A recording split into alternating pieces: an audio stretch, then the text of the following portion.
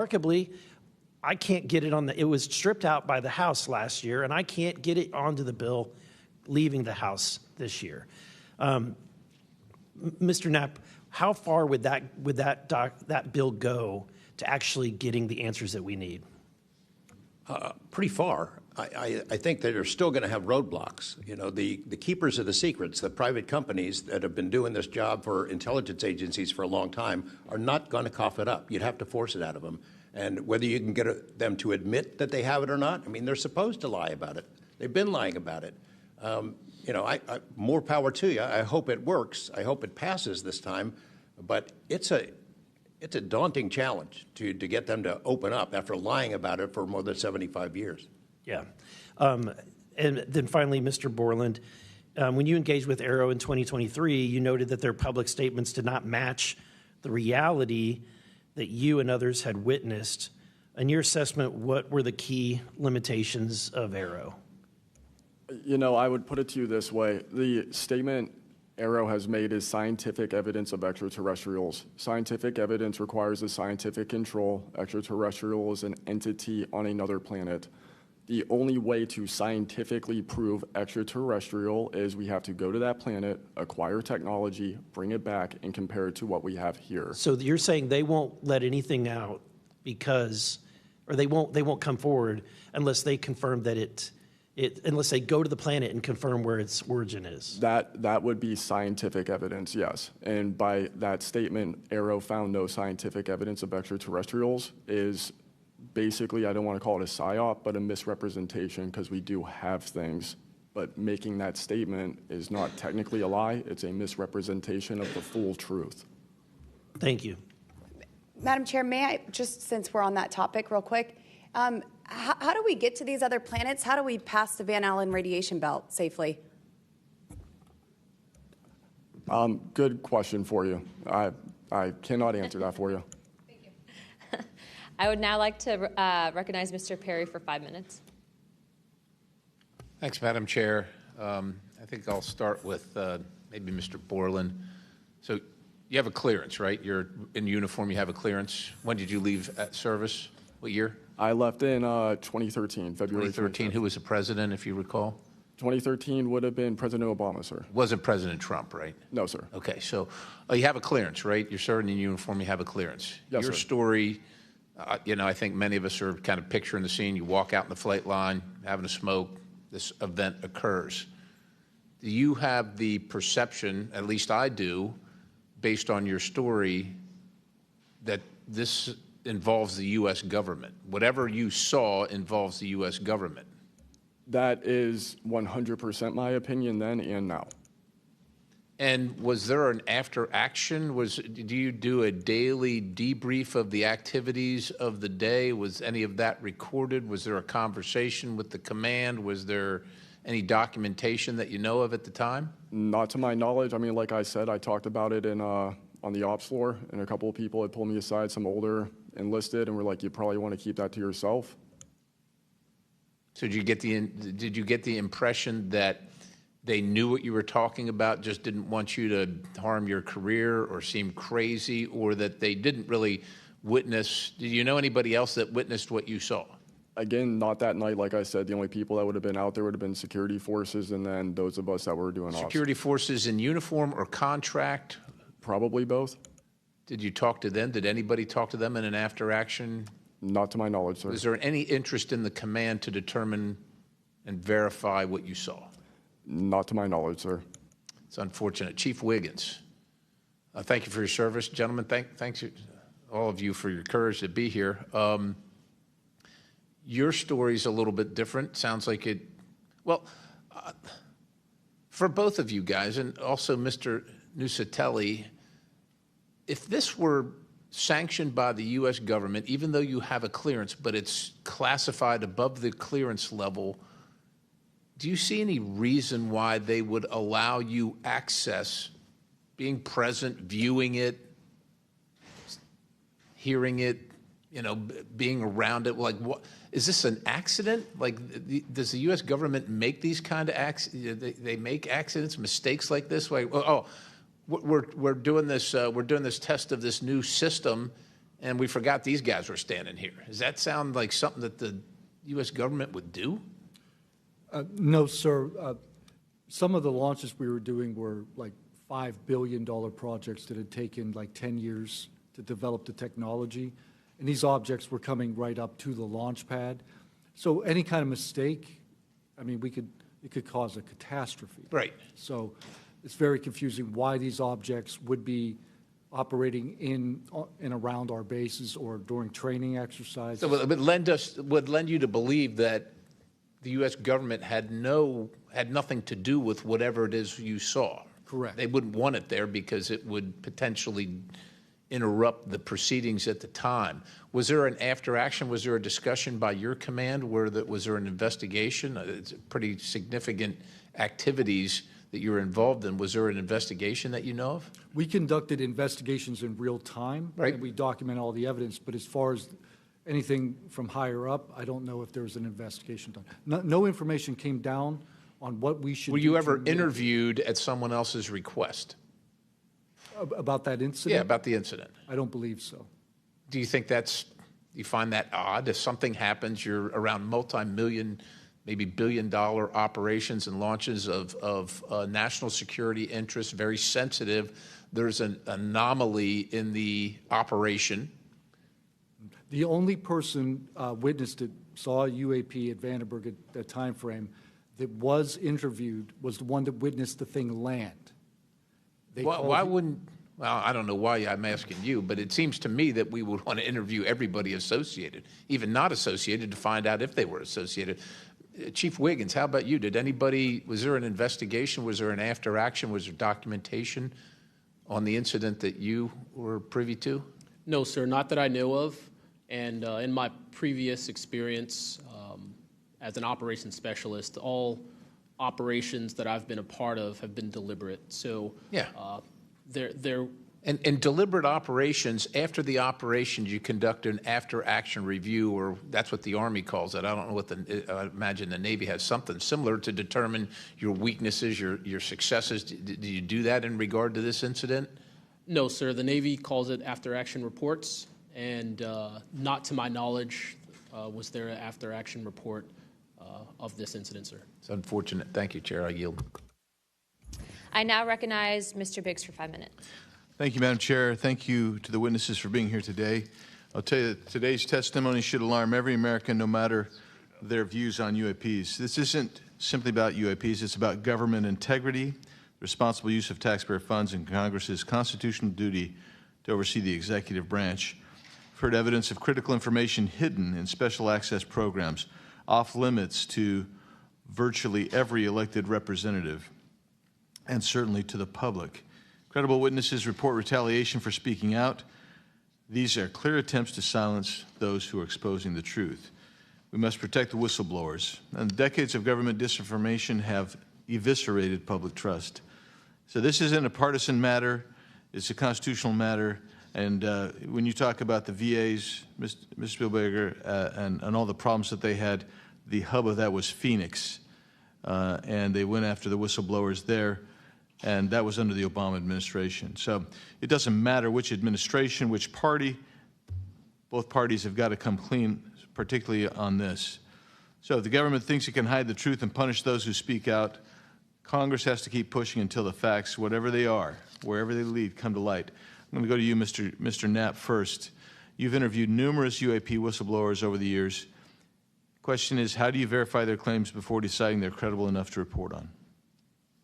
Combination of factors. First, you check their credentials. Did they really serve where they said they did, and did they work where they said they did? Are there any other witnesses? Is there visual proof, film, footage, things of that sort? You ask the people around them that know them, that used to work with them, if they're credible people. That's one way. You know, I think about AARO, the organization that this body created to deal with witnesses and whistleblowers. I hope I'm not taking too much of your time here, but they invited people to come forward, service members who knew, saw things and had experiences. And I can tell you that the people that I have talked to who went through that are deeply disappointed. There was a guy named Bob Jacobs who was a lieutenant attached to Vandenberg in 1964, his unit would record missile tests. They recorded all of them. On one of these particular tests, a UFO comes out of nowhere, zaps what looks like a laser beam at what would have been a nuclear dummy, a nuclear weapon, and disabled it. And he is called into the commander's office. Two guys in suits clip that film footage out that shows the UFO, and he's ordered to never talk about it. He comes forward to Arrow. He heeds the call, thinking he's doing his duty as an American to tell that story, and they completely dismissed him. They made up a story that they had tracked down the original footage, and there was nothing like that in it. Well, there was no original footage. It had been taken away the day the footage was recorded. He's deeply disappointed. People like Bob Salas, who had worked at a nuclear ICBM base, who saw UFOs flying over the base, and these missile silos were taken down. He went to Arrow, too, and was completely disregarded. It almost looks like Arrow operated as a counterintelligence operation to get people to come in, tell their stories, and then discredit all of them.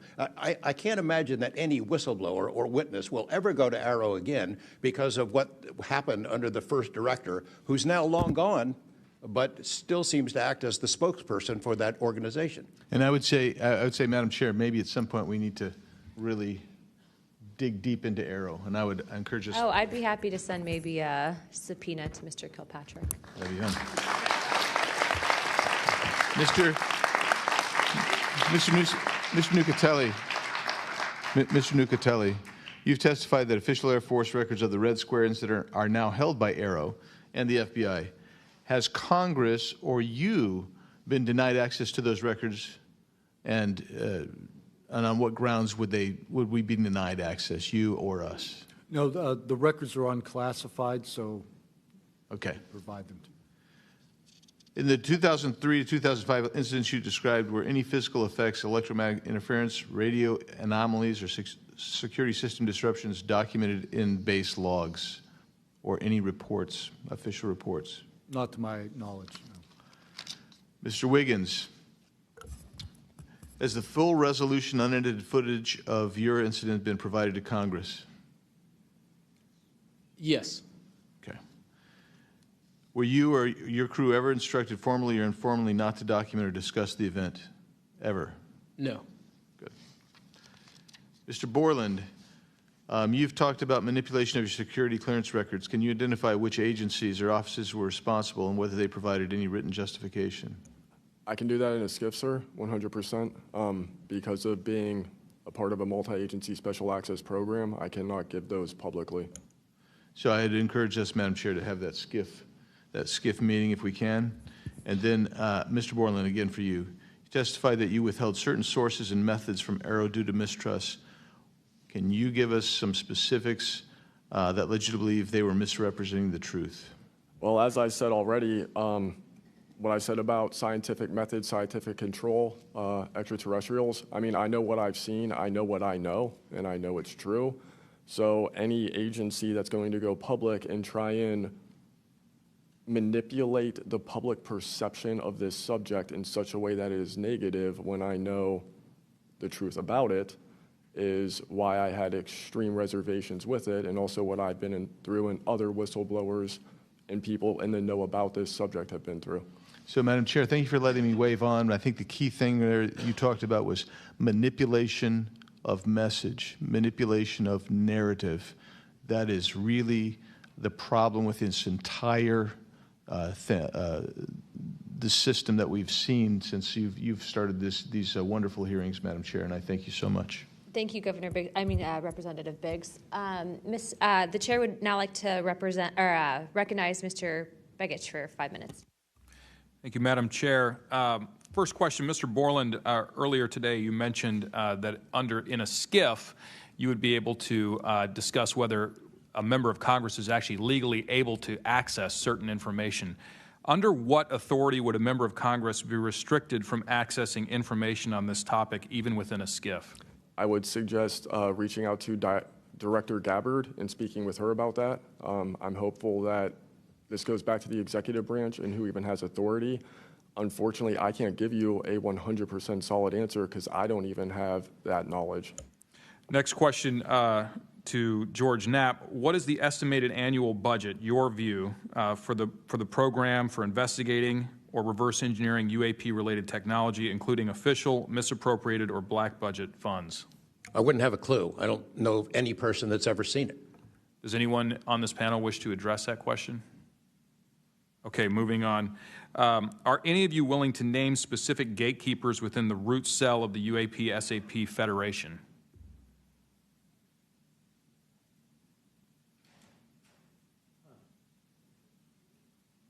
You mean specific people and contractors that have dealt with this and kept the secret? Specific individuals. Well, one of them was named Dr. James Ryder at Lockheed. But, you know, again, to emphasize, I don't fault these contractors for doing what they were asked to do by our government. They're supposed to lie if people ask about it. And the intelligence agencies who gave this stuff to them, CIA, I think primarily, told them to keep it quiet, and they've done that. And I suspect that they'd like an off-ramp, that they'd like some help with figuring out this technology at some point. And this is, again, available to anyone, is there a security classification guide for UAP or NHI?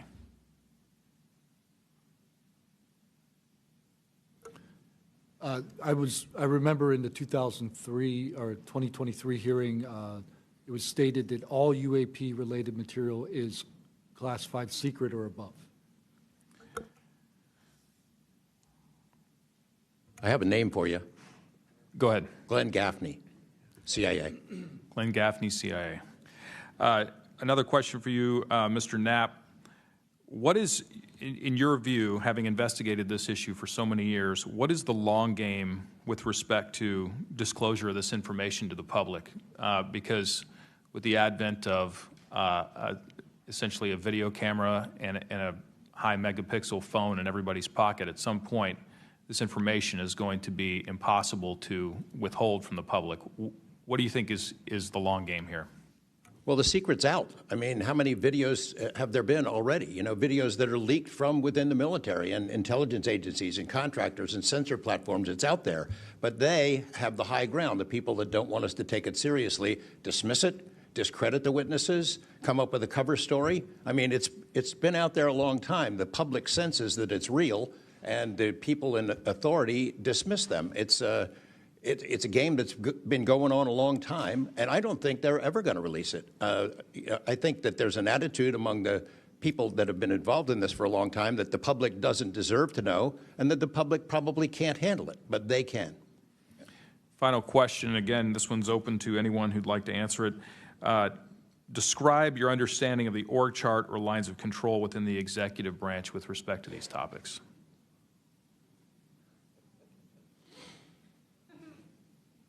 And if you'd like to address that in a skiff, feel free to say so. That could work as long as I'm legally allowed to and you are legally allowed to receive it. I think these programs are in the executive branch, the National Security Council, and over on that side. That seems to be what some of our witnesses have told us over the years. So you can, you know, Congress can file all kinds of requests. The FOIAs can be filed with the Department of Defense, Department of War now, and they can honestly say, well, we don't have it, because they don't have it. Thank you. Is there anything in my remaining 30 seconds that you'd like to share on any of these questions that I've asked you today? I applaud the committee for trying to tackle this monster of an issue. I really appreciate that it might be the only bipartisan issue in Washington where everybody can agree. We've watched multiple hearings now. Everyone is asking the same kind of questions, whether right or left, and honestly want the answers. And, you know, Chairman Luna, Chairwoman Luna, I appreciate your dedication to this, Tim Burchett and the other members, for sticking with it, because you know, it's come up in Congress before, and they had hearings, and then they dropped it for 50 years. So it's going to take a lot of time to get to the bottom of this, and I applaud your commitment to getting to the truth. Thank you, Mr. Knapp. Pursuant to Committee Rule 9C. Madam Chair, can I ask a parliamentary question of you? Yeah, sure.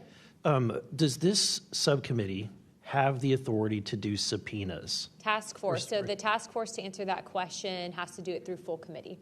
Okay. So, and also in regards to immunity, which to Mr. Borland's point, we are going to be doing a motion to ask for immunity for you and a few other people to come into a skiff and tell us what you know without being subject to the Espionage Act, et cetera. Thank you, ma'am. So that's just kind of an update. But as a task force, because we are not a full subcommittee and there are certain authorities that haven't been granted to us, probably because they don't want us to have it. But there are ways to work around it, so we're kind of figuring that out. Pursuant to Committee Rule 9C, the majority and minority will have an additional 30 minutes each to ask questions of the witnesses without objection. So ordered. With that being said, if you guys want to jump in the queue, I know Representative Crane, Burleson, and likely Burchett have a few more questions. I'll just start out with 2, and then I'll pass the buck to Burleson. Burchett, do you have anything? Yeah. Burchett and then Crane. Just real quick, Mr. Knapp, and short answers, please, because of time. How much of these alleged Russian crash retrieval documents have already been physically out there? So, I mean, percentage-wise of the documents that you submitted to Congress, what was public already and what was not newly? Maybe 1%. Okay, so the rest of it should be predominantly new information. Yep. Also, can you just elaborate real quick? I know you had, I think, mentioned a Thread 3 program, but also alleged in those documents, I got through maybe half of them last night. There's a lot, and I don't speak Russian, contrary to what my people might allege. What does the Thread 3, was there any specific programs that existed within the Soviet government or groups to specifically investigate this by name real quick? It's a number. There's a number in those documents I gave you. There was a larger program that actually had 3 sub-programs that was, Thread 3 was the name I got, and then the DIA guys who looked at it figured out there was a much larger organization. And it's listed in those documents? Yes. Okay, thank you. Real quick, I'd like to ask the committee to replay that video that Burleson had played earlier. I want to ask every witness here, specifically ones that have sensor training or have been able to recognize some of this movements real quick. So if you guys can please roll that real quick.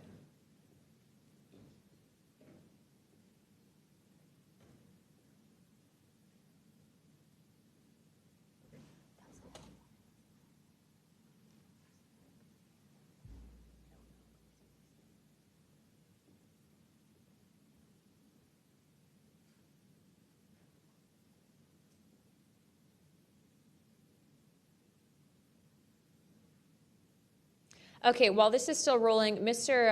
Nusatelli, real quick yes or no answers. Are you aware of anything in the government, United States government arsenal that can split a Hellfire missile like this? No. And do whatever blob thing it did and then keep going? Nothing? Nothing. All right, how about you, Chief Wiggins?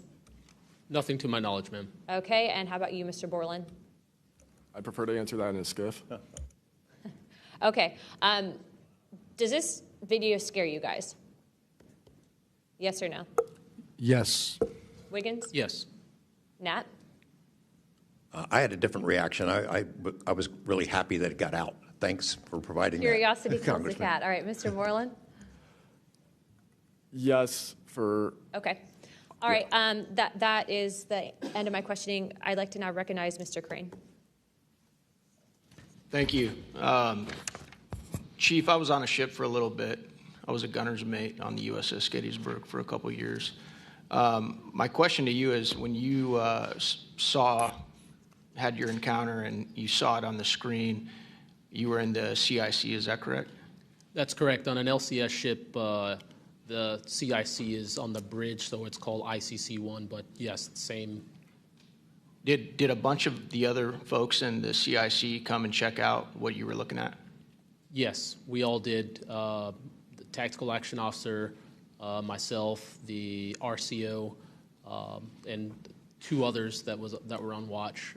We were all in the same space, so we were all looking at the Sapphire screen all at the same time. Because in the other couple instances with the witnesses, you guys just saw it by yourself. Is that correct?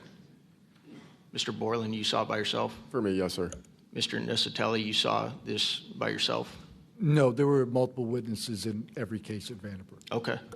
So, Chief, did that spread like wildfire throughout the ship in the next day or two, what you guys had seen? No, sir. It didn't spread throughout the ship, but it spread throughout ICC-1 conversation. As you do your turnover, we talk about it. But it didn't go further than just the watchstanders that stood watch on the bridge and in ICC-1. So it did move around there throughout a few days. I'm kind of surprised. stuff usually spreads around the ship pretty fast. Why do you think the rest of your fellow sailors on the boat didn't hear about it? Potentially uninterest, possibly, with engineers or combat systems like yourself, don't make their way up to the bridge enough to get within sight of the circle of talk about the incident. Was it hard for you to get permission from the Navy to bring that video? I myself didn't bring the video. I just saw the video. When I saw the video, I got in touch with Admiral Gallaudet. That's how I wind up knowing about the video itself when I first talked to the Admiral. And you can hear my voice at the back end of the video, and I was like, hey, that's my voice, and I wanted to talk about it. How long did that encounter take place, Chief? So the encounter itself, from the time I recognized on my radar to the time after the video ends, was probably about 5 to 7 minutes. What speed was the object moving at?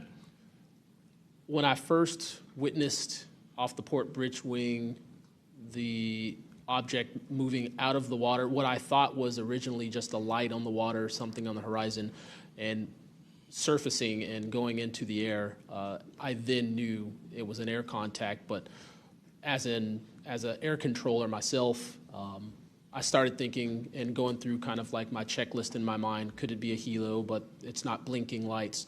So I then realized this is something I've never seen before. So the speed itself, just going from the horizon to about maybe 4,000 feet in the air, was very slow, slowly rising. And then it sped up. I'm not an expert at knowing specific speeds of aircraft just by visual eye, but I would say probably 1-2 Mach instantly into the rest of the formation. I didn't notice visually with my own eyes the other 3 objects until I went back to my radar and also utilized Sapphire to see that, in fact, there were 4 total. And then again, when they all left after a certain amount of time, it was nearly instantaneous. So you spotted it visually first, Chief, and then went back to your radar, or did you guys spot it on radar first? Radar first, because that was my watch station. And then you went out to the port bridge wing, is that correct? Correct, to verify what I saw on my radar. What range was it at, Chief, when you were able to see it visibly? I would say about 7 nautical miles, 7 to 8 nautical miles of a light from the ship. Wow. Thank you. I yield back. I now recognize Mr. Burleson. Thank you, Madam Chair. Mr. Chief Wiggins, you said that it emerged from the ocean. Is that right? Yes, sir. And before it did, it was glowing. It was a glowing object under the water. That part I couldn't tell because it was nighttime at 1915 approximately, and it was also at a distance. So it's very hard to tell the difference between something on the horizon and something surfacing from the water. My personal thoughts after seeing what I saw is that it did in fact come from the water, but I don't have visual evidence showing exactly, that it did in fact come from the water. But I had to go through my process of elimination and try to figure out, was this a ship on the horizon just showing its lights at night, but to see it surface, then it made me question, okay, where did this come from? If it's flying and it's not a drone or anything like that, where was its origin? Where did it start? Mm-hmm. Mr. Knapp, in your testimony and in this document, you detail an event that happened in Russia where their nuclear missiles were activated, and we were close to a World War III at that time, which is startling to hear. It's also good to know that as we have investigated the JFK files as well, that we're learning that that there was a document that was sent between Russia. There was an agreement between Russia and the United States that if they were to see some unidentified objects over sensitive sites, that they would report it to each other. Are you familiar with that document? Yes, I'm also familiar with the rhetoric, public rhetoric between President Reagan and Gorbachev at the time, too, that they traded statements about wouldn't it be something if we were threatened by something from way outside, how we might work together. I know for sure that they had conversations about it, and I know we did reach an agreement to try to lessen the possibility that us detecting a UFO or group of UFOs would not be mistaken for a bunch of Russian missiles. There were exchanges of that sort that went back and forth. Yeah, and I can imagine this is, to me, the validity of this document is underscored by the fact that Russia would not want this to be known. They absolutely would not want to know, the public to know, or the United States to know that there was a vulnerability in their missile systems. Would you agree? Absolutely. And, you know, and we had many similar incidents at our nuclear weapons facilities here that have all been sort of swept under the rug, but it's pretty scary when you take down 10 missile silos during tense times and you don't have a better explanation for it than it was a special test of security mechanisms or using EMPs, which is a preposterous explanation. Real quick, we're going to cut to Mr. Ogles. He just got back. So we're in a special kind of lightning round, so 5 minutes, and then we'll go back to our line of questioning. Thank you, Madam Chair. You know, at this point, I think it's clear from the hearing that there's advanced technologies that are taking place in our airspace. You know, the question is, and I posed it in one of the previous hearings, is it ours, is it theirs, or is it otherworldly? There may not be a silver bullet at the moment, but when you look back through the hearing and the evidence that's been presented, if you're going to point the American people to one piece of evidence to start their journey on this topic, what would you suggest, sir? One piece of evidence. I would start with this hearing, in the first hearing. There is no evidence. But is there a specific, exactly, but is there a specific evidence or footage or document that you think lends extreme credibility to what we're discussing today? I would say this new video we're seeing today is exceptional evidence that we're dealing with something. With the kinetic? Yes. Mr. Wiggins? Sir, I'd have to say that if just the average person here in America looked at absolutely everything that has come across television, the internet, etc., you can't tell yourself that 100% of what's being recorded is fake or false. You have to, at some point, understand that there's something else out there. Well, I mean, and you bring an interesting point. You know, in the law enforcement community, anytime you're conducting an investigation, you're always looking at the totality of the circumstances. You're looking at all the evidence and how they piece together. And so that would be my, advice to the American people, that this is a journey that is just beginning from a congressional perspective, but you have decades of data, some of it not real, much of it is, but thanks to Chairwoman Luna, we're now presenting this to the American people. And I think this latest video from Mr. Burleson is something that should get everyone pause. When you see the three orbs that drop, was that in a defensive posture, or was that in an offensive posture? And what capabilities did those orbs have that we, quite frankly, may not have? Mr. Knapp? As I mentioned at the beginning of my remarks, what hooked me on the story was the paper trail, these documents that shouldn't exist. We've been told for decades, over and over, there's nothing to it. It's not a threat. You can go about your business. And then when FOIA becomes the law of the land, thousands of pages to the contrary leak out. There's a memo by General Nathan Twining in 1947 when the country was being overflown by dozens of UFOs, hundreds of UFOs, in which he said, look, this is not visionary or fictitious. It's real. These things are craft. They're not ours. They outperform anything we've got. I mean, if you follow the paper trail of documents that they wrote before the military got wise and realized that FOIA really exists and changed their tune and not put things in writing, it spells it out pretty clearly. I'll go refer back to Russia. One incident I did not mention to Representative Burleson is Colonel Sokolov in that Ministry of Defense program said there were 40 incidents where Russian warplanes were sent to intercept UFOs. And they were ordered to fire on them. And for the most part, the UFOs would zip away. 3 of the pilots, though, did fire at these things. Those 3 planes stalled out, crashed. 2 of those pilots died. And after that, the Russians changed the standing order. If you see a UFO, leave them alone. No country in the world wants to say and admit that these objects are flying around in our airspace and there's nothing we can do about it. I mean, who wants to say that? The U.S. certainly doesn't, and the Russians didn't either. And I've got to be almost out of time, but Mr. Berlin, then you, sir, real quickly. Yeah, to be honest with you, I think Bob Lazar, and not for the reasons that most would talk about, mainly because Bob Lazar was immediately discredited. They said he never worked where he worked. They said he never did what he did. But yet Bob Lazar showed up with a bunch of friends and a video camera and was filming these test flights in the middle of the desert. So clearly he knew something. Madam Chairman, if I'm out of time, I yield back. Thank you very much, Representative Ogles. I'd like to go back now on our lightning round of questioning to Representative Burchett and then Burleson. Burchett, always number 1. As well I should be. Number 1 in your heart, number 435 on the chart. That's me. Dylan, knowing you testified to Arrow, are they obfuscating when they claim to have discovered no evidence of extraterrestrial beings, activity, or technology, and are they lying to the American public? As I said before, it's a manipulation of the public perception. The statement, scientific evidence of extraterrestrials, is a true statement. It is not the truth about what is happening and what we have. Any of y'all like to comment on that further?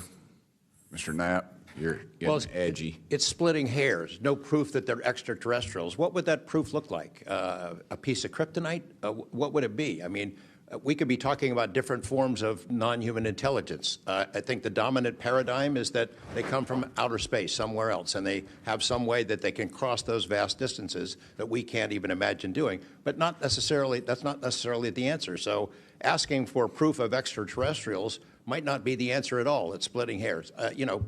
We don't know where they're from. I don't know anyone who knows the answer for sure. They call them aliens just as a placekeeper kind of a word, but no one in all these programs who've studied this stuff for years, people with much bigger brains than mine, knows the answer for sure. I've talked to Navy folks that some of the deep sea areas, they think there might be something there, that they're here, and I don't know when they got here. Another point that needs to be made is every time, we say we're going to back engineer or whatever you want to call it, these craft, I always say, like, it'd be like if you took I ride motorcycles, but if you took like an Indian or a Harley to the people that came over here on the Mayflower, they'd see a bright, shiny object. They might polish it.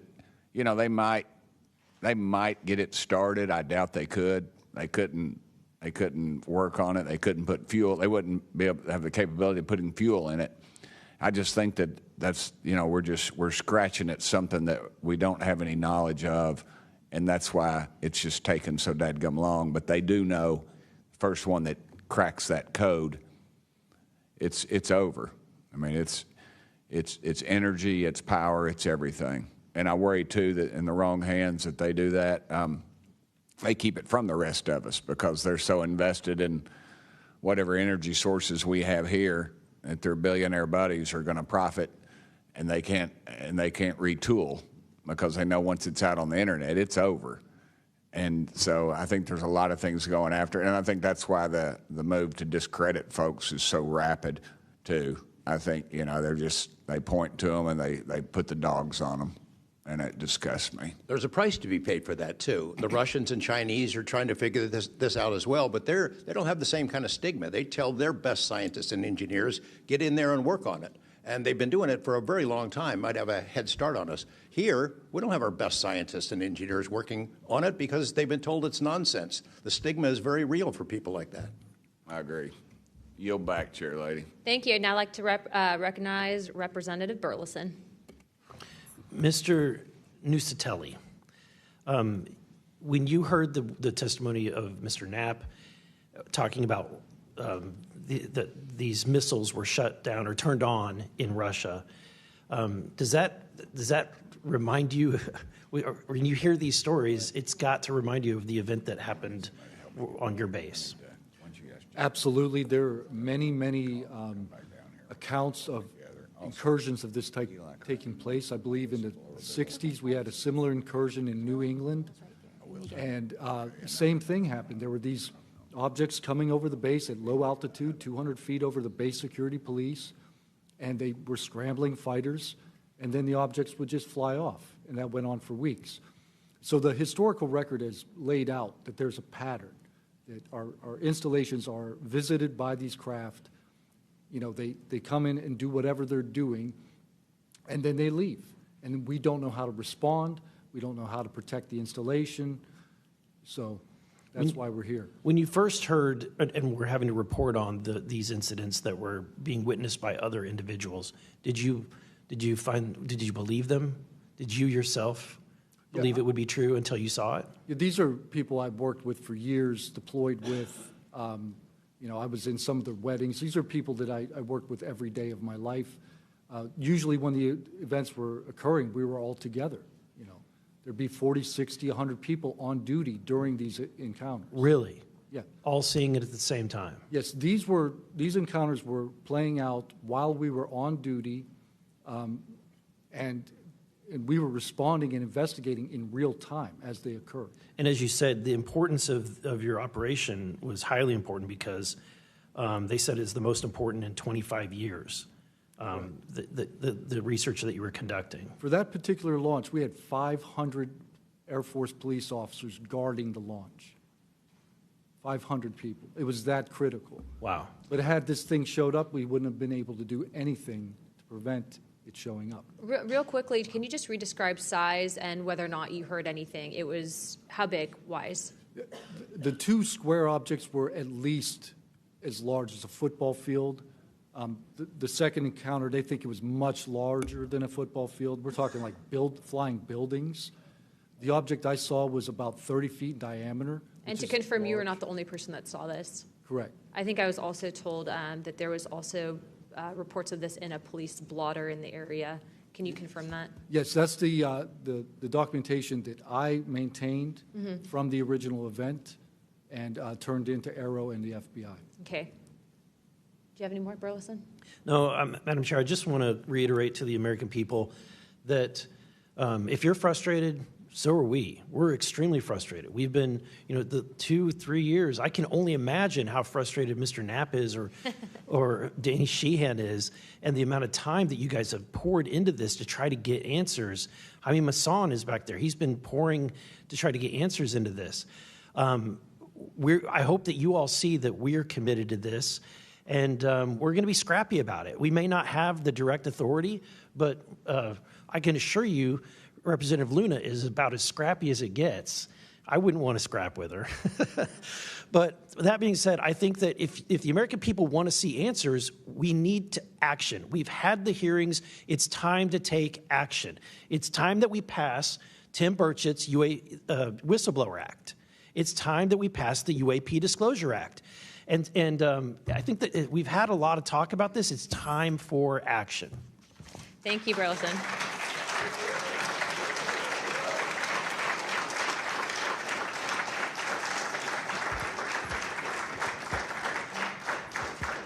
I would now like to yield 30 minutes to Representative Crockett. I'll reserve. Thank you. In closing, I want to thank our witnesses once again for their testimony today. I now yield to Ranking Member Crockett for closing remarks. I'll pass.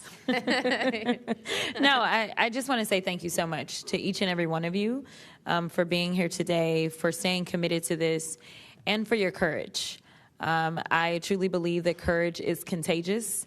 And right now, we need more courage than ever, whether it's UAPs or whether we're dealing with any other form of government where people are afraid to come out and speak their truth. The American people are relying on amazing public servants like you to speak up on their behalf, to be the watchdog, and to make sure that we are as safe as possible.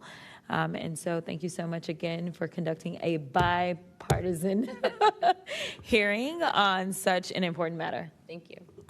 I'd now like to recognize myself for some closing remarks. This is obviously something that doesn't just affect everyone in this room. I can tell you that specifically for where I represent in Pinellas County, Tampa Bay, and Florida as a whole, there's many sightings, many questions, people reporting this, but I'm not the only one. I was also told by Representative Biggs, as well as our great representative from Alaska, that these are not isolated instances, and so it does give us reasoning to provide investigative inquiry into these topics, but also I would also like Mr. Spielberger, if you could actually review and see if your organization would endorse the Whistleblower Protection Act that Representative Burchett has. I can tell you that I will be signing on to a letter, as well as I'm sure many other members of this task force, and we hope that the ranking chairwoman, or my colleague here, Representative Crockett, as well as our Democrats that were here today, consider also signing on to that, as we do feel that it is time to ensure that our whistleblowers are given adequate protections and that people like Mr. Borland are not facing retribution in the way that they have been. With that being said, with all that and without objection, all members have 5 legislative days within to submit materials and additional written questions for the witnesses, and which will be also forwarded to those witnesses. If there are no further business, without objection,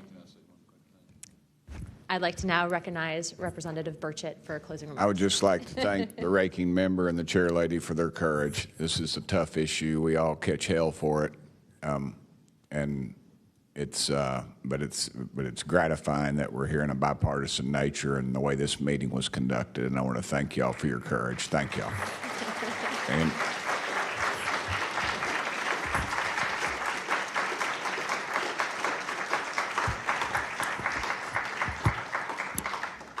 without objection, the task force stands adjourned.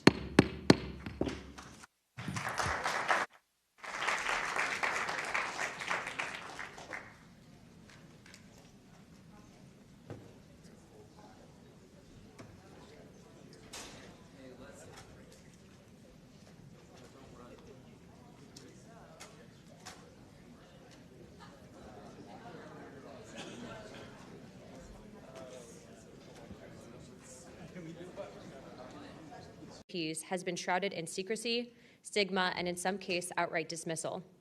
Today, I want to state clearly that this is not science fiction or creating speculation. This is about national security, government accountability, and the American people's right to the truth. I have spoken now to a number of whistleblowers from the military, to include the infamous Eglin Air Force Base incident that occurred when myself and former Representative Matt Gaetz, as well as Representative Burchett, followed up on a lead from multiple active duty Air Force pilot whistleblowers that alleged that the United States Air Force was covering up UAP activity at Eglin Air Force Base. We have heard from a number of whistleblowers, specifically military pilots, that the reason for not coming forward publicly is out of fear that speaking out would cost them their flight status and potentially their careers. This is unacceptable. We cannot protect our airspaces if our best trained observers are silenced. We cannot advance science if we refuse to ask questions. And we cannot maintain trust in government if we keep the American people in the dark. Now, Congress has tried to fix this problem. Congress tried to create formal channels through the All-Domain Anomaly Resolution Office, also known as AARO, and the Intelligence Community Inspector General for service members and officials to make disclosures. But the reality, the reports come in are often to brush aside, slow-walked, or met with skepticism rather than serious investigation. Recently, the former AARO director, known as Sean Kilpatrick, attacked our witnesses and members on this committee. It should be noted that he's a documented liar and brings into question what his purpose at AARO really was if it was not to follow up on investigations and disclose his findings to members of Congress. A former Deputy Assistant Secretary of Defense for Intelligence, Chris Mellon, described a report published by AARO that found no evidence that any USG investigation, academic-sponsored research, or official review panel has confirmed any sighting of UAP-represented extraterrestrial technology. As the most error-ridden and unsatisfactory government report I can recall reading after decades of government service. Mellon further noted that this was a first error report submitted to Congress without the Director of National Intelligence's sign-off, and seemingly excluded input from any scholars or experts who have studied or written extensively about this topic, as would normally be in any other case in this field. Mellon determined that this report failed to fulfill the congressional mandate under which it was required, omitted entire agencies with known investigations or activities related to UAPs, and omitted any discussion of efforts to hide classified or unclassified information about UAP. Such efforts were unaddressed by the report, despite the existence of agency records and investigations concurring with them, including those at U.S. Customs and Border Protection. If we set up offices and oversight bodies only to let them become graveyards for testimony, or worse yet, ruses for pretending to investigate when in actuality there was no follow-up, then we are not doing our jobs. In recent months, Congress has also been presented with evidence that points to technologies that, to our knowledge, are beyond our current capabilities. It is our duty as elected representatives to follow the facts wherever they lead and to ensure that those facts are not buried under classification stamps or bureaucratic excuses. Let me be clear, whether UAPs represent adversarial technology, natural phenomena, or something beyond current human understanding, Congress has a responsibility to investigate. If these objects are foreign in origin, then they pose a direct threat to our national security. And if they represent something unknown, they demand rigorous scientific inquiry, not ridicule, not secrecy, and not silence. The stakes are very high.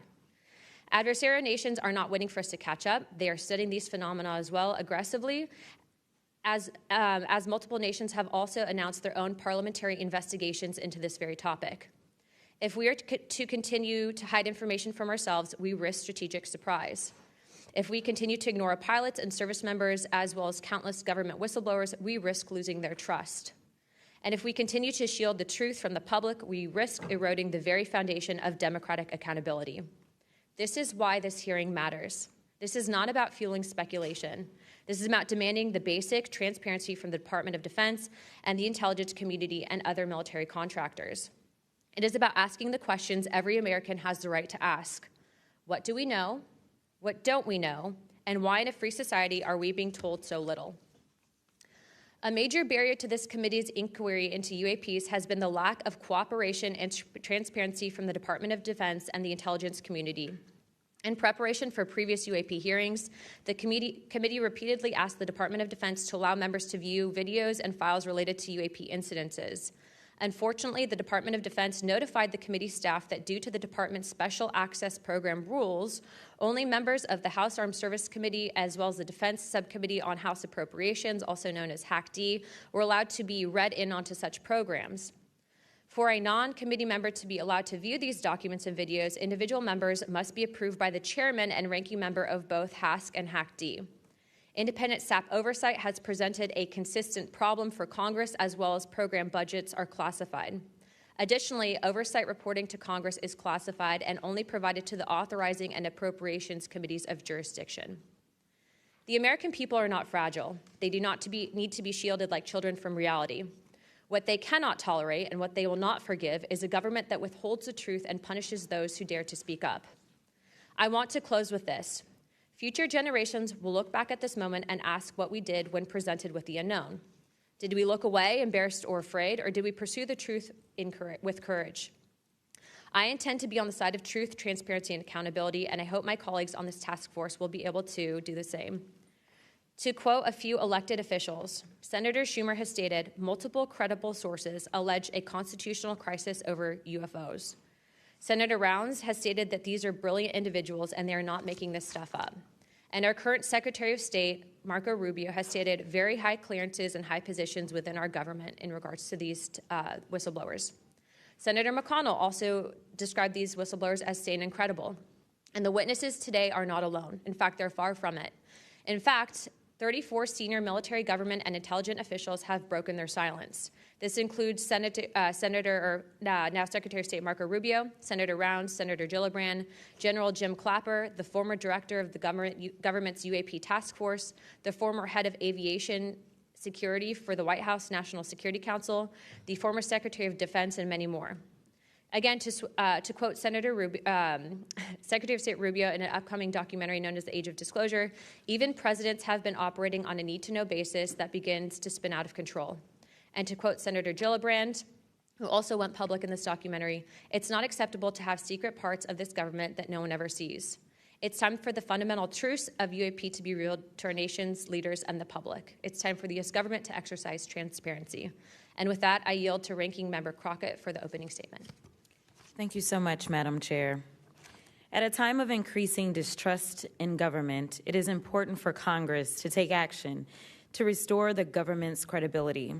Bringing transparency to an issue of great public interest is a step toward doing just that. So I thank Chairwoman Luna for calling this bipartisan hearing to discuss unidentified anomalous phenomena, or UAP.